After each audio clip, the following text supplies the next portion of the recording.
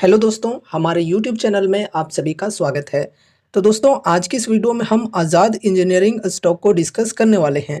First of all देखो, इस stock से रिलेटेड कुछ लेटेस्ट अपडेट्स हैं शॉर्ट टर्म टारगेट को लेकर, जिसे हम डिस्कस करेंगे। एंड उसके बाद हम स्टॉक की fundamentals, valuations, profit growth, sales growth and technicals वगैरह सब कुछ डिस्कस करेंगे। तो चलो वीडियो को स्टार्ट करते हैं। लेटेस्ट अपडेट को डिस्कस करते हैं जो कि शॉर्ट टर्म टारगेट से रिलेटेड है। तो देखो, एक ग्लोबल ब्रोकरेज फर्म है, नाम है जिसका इन्वेस्टेक।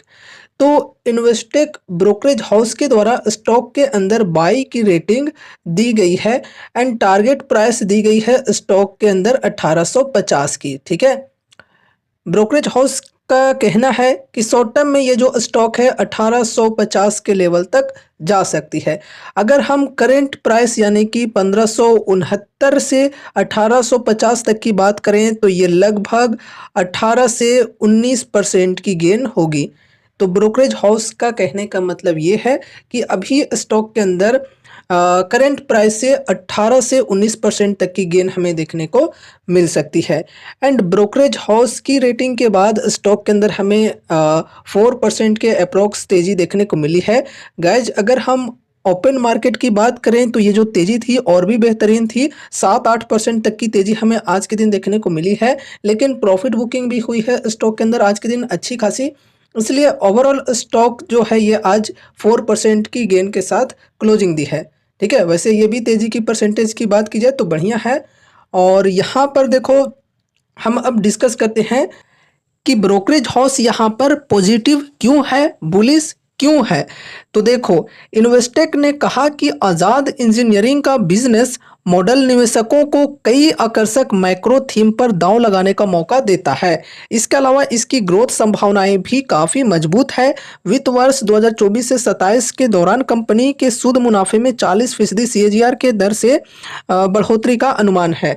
तो देखो गाइज, यहाँ पर फाइनेंशियल ईयर 24 टू 27 के दौरान एक्सपेक्टेशन ये की जा रही है कि कंपनी की जो नेट प्रॉफिट्स हैं वो 40% के CAGR से बढ़ सकते हैं। इस प्रकार की एक्सपेक्टेशन यहाँ पर की जा रही है। साथ ही इसकी वर्किंग कैपिटल ज़रूरतों में कमी और ROIC के बेहतर होने का अनुमान है।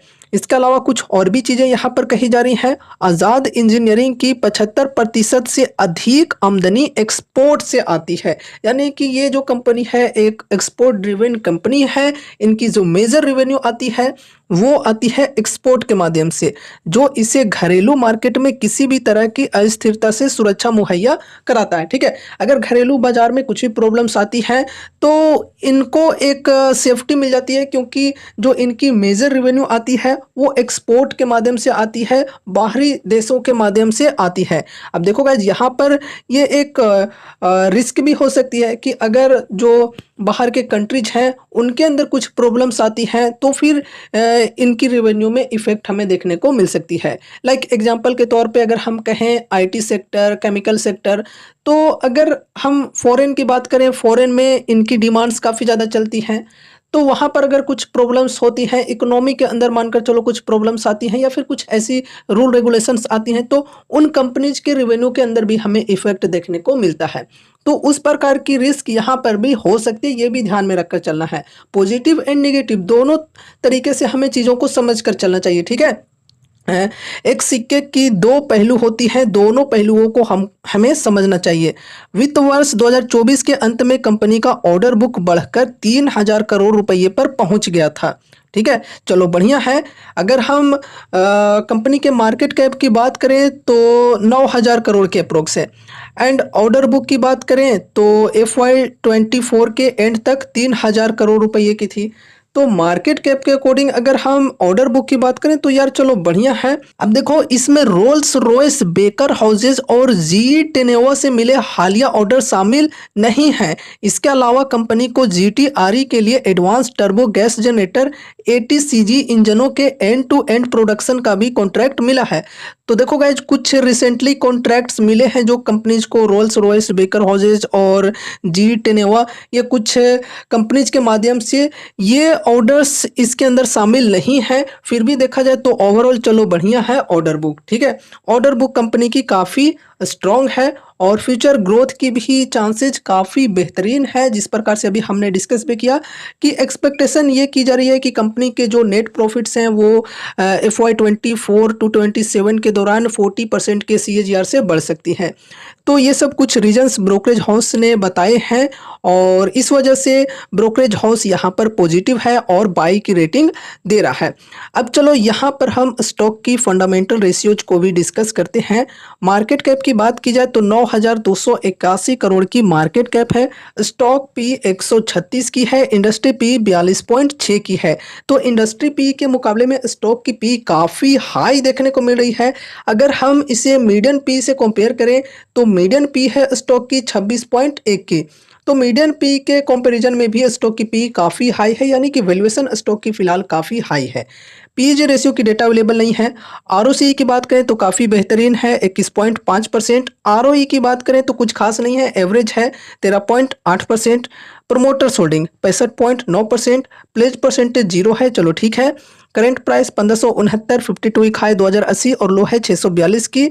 बुक वैल्यू है 109 रुपये की। डेप्ट है 39.4 करोड़ की और डेप्ट इक्विटी 0.06। चलो डेप्ट कुछ खास नहीं है, डेप्ट इक्विटी यहाँ पर बढ़िया है, लेकिन फ्री कैश फ्लो यहाँ पर हमें माइनस में देखने को मिल रहा है, -78.1 करोड़।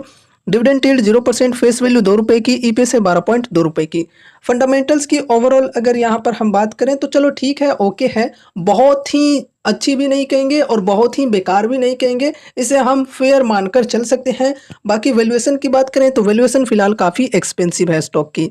अब यहाँ पर हम स्टॉक की compounded sales growth and profit growth की बात करें तो काफ़ी बेहतरीन परसेंटेज यहाँ पर हमें देखने को मिल रहे हैं। सेल्स ग्रोथ की बात करें तो ज़्यादा डेटा अवेलेबल नहीं है पास्ट 10 ईयर्स एंड 5 ईयर्स की। अगर हम पास्ट 3 ईयर्स की बात करें तो 41% की सेल्स ग्रोथ रही है। टीटीएम में 35% की रही है, चलो ठीक है। फिर यहाँ पर हम प्रॉफिट ग्रोथ की बात करें तो पास्ट 3 ईयर्स में 72%, टीटीएम में 592%। तो compounded sales growth and profit growth की डेटा काफ़ी बेहतरीन है। गाइज अगर हम स्मॉल कैप्स के अंदर इन्वेस्टमेंट करते हैं तो कहीं ना कहीं हमारी उस स्टॉक से एक्सपेक्टेशन भी होती है ज़्यादा रिटर्न्स पाने की। इस वजह से तो हम स्मॉल कैप्स के अंदर रिस्क लेते हैं, है ना। तो देखो ज़्यादा रिटर्न्स हमें कब और कैसे मिलते हैं, जब कंपनी की सेल्स एंड प्रॉफिट्स भी ज़्यादा परसेंटेज में बढ़े। तो वो चीज़ें यहाँ पर हमें देखने को मिल रहे हैं, चलो ठीक है। अब यहाँ पर स्टॉक प्राइस CAGR की बात करें तो यहाँ पर कुछ भी डेटा अवेलेबल नहीं है। रिटर्न ऑन इक्विटी की बात करें तो कुछ खास नहीं है, एवरेज है 14%। एंड उसके बाद यहाँ पर बैलेंस शीट की बात करें तो बैलेंस शीट के अंदर भी हमें काफ़ी बढ़िया देखने को मिल रहा है।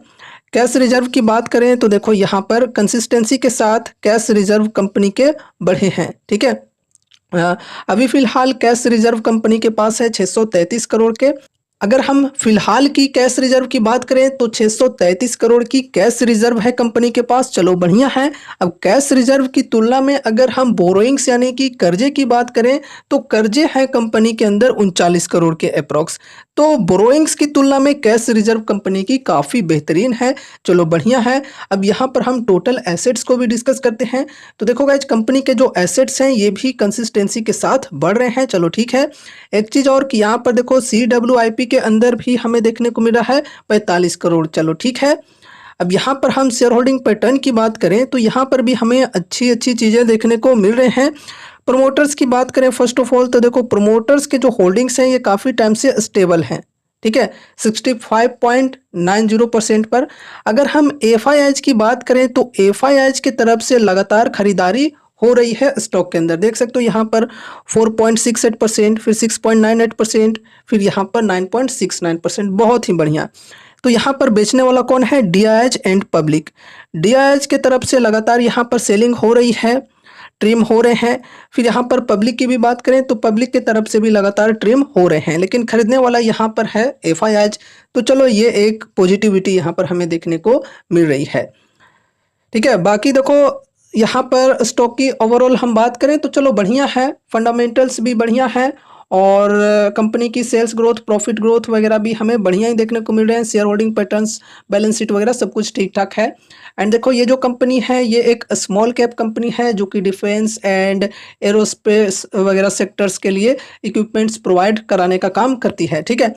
एंड यहाँ पर अगर किन्हीं को इंटरेस्ट लग रहा है और इन्वेस्टमेंट के लिए इच्छुक हैं तो एक छोटी सी अमाउंट के साथ इन्वेस्टमेंट कर सकते हैं, क्योंकि यहाँ पर रिस्क भी काफ़ी हाई है, स्मॉल कैप कंपनी है, तो उस हिसाब से सोच समझकर ही कोई भी इन्वेस्टमेंट की डिसीजंस लेनी चाहिए, ठीक है। बाकी देखो दोस्तों, ध्यान में रखना कि यहाँ पर हम जो भी चीज़ें डिस्कस कर रहे हैं वो सिर्फ और सिर्फ एजुकेशनल पर्पज से करें, ठीक है।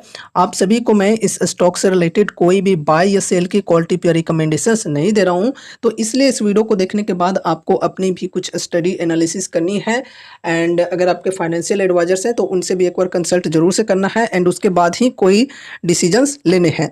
अब देखो गाइज, स्टॉक के अंदर कैसी अपॉर्चुनिटीज वगैरह बन रही है वो भी चलो डिस्कस कर लेते हैं।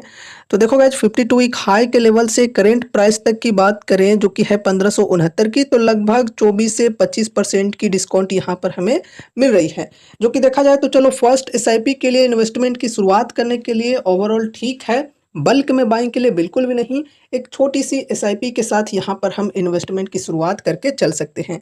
एंड अगर गिरावटें कंटिन्यू रहती हैं स्टॉक के अंदर तो हर 5 से 10% की डिप पर हम ऐड ऑन करके भी चल सकते हैं, लेकिन ध्यान में ये रखकर चलना है कि ऐड ऑन करने के चक्कर में ऐसा ना हो कि अपने पोर्टफोलियो का एक बहुत ही बड़ा वेटेज सिर्फ इस एक स्टॉक के अंदर दे दिया, ऐसे में रिस्क काफ़ी ज़्यादा बढ़ सकती है। तो सोच समझकर ही एक लिमिटेड वेटेज के साथ ही इन्वेस्टमेंट करनी चाहिए। बाकी अपने पोर्टफोलियो के अंदर डाइवर्सिफिकेशन भी रखना जरूरी है अगर आप रिस्क को मैनेज करके चलना चाहते हो तो। एंड फिर देखो यहाँ पर सपोर्ट एंड रेजिस्टेंस के लेवल्स को भी डिस्कस कर लेते हैं। तो सपोर्ट की बात करें तो ये है 1504 के अप्रोक्स, एंड उसके बाद है यहाँ पर 1398 की, लगभग 1400 की मानकर चल सकते हैं। एंड फिर यहाँ पर 1500 की मानकर चल सकते हैं। फिर यहाँ पर रेजिस्टेंस की बात करें तो 1600 की रेजिस्टेंस है, फिर यहाँ पर 1664 की रेजिस्टेंस है। तो ये सपोर्ट एंड रेजिस्टेंस के लेवल्स को ध्यान में रखकर चलना है फिलहाल।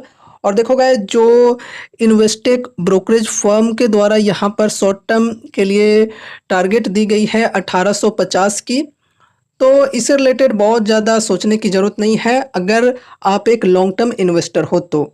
देखो गाइज, अगर हम एक लॉन्ग टर्म इन्वेस्टर हैं तो शॉर्ट टर्म में चाहे कुछ भी टारगेट्स आते रहे जाते रहे, कोई भी रेटिंग्स मिलते रहे स्टॉक को, अगर हमें कंपनी के ऊपर पूरा भरोसा है एंड कंपनी के अंदर इंटरनली ऐसी कुछ भी प्रॉब्लम्स नहीं आई है और शॉर्ट टर्म में स्टॉक के अंदर तेज़ी आए या फिर गिरावट आए, उनसे हमें बहुत ज़्यादा खुश या फिर निराश होने की ज़रूरत नहीं है अगर हमारा विजन है लॉन्ग टर्म का तो, और कंपनी के अंदर ऐसी कुछ भी प्रॉब्लम्स नहीं आई है इंटरनली वाइज तो, ठीक है, आराम से होल्ड करके बैठे रहेंगे। तो दोस्तों, ये रही हमारी आज की वीडियो आज़ाद इंजीनियरिंग स्टॉक के ऊपर। उम्मीद है कि इस वीडियो के माध्यम से आपको कुछ यूजफुल इन्फॉर्मेशन मिले होंगे। तो वीडियो को लाइक करके चैनल को सब्सक्राइब कर देना और मिलते हैं अगले नए वीडियोज़ के साथ। तब तक के लिए बाय बाय।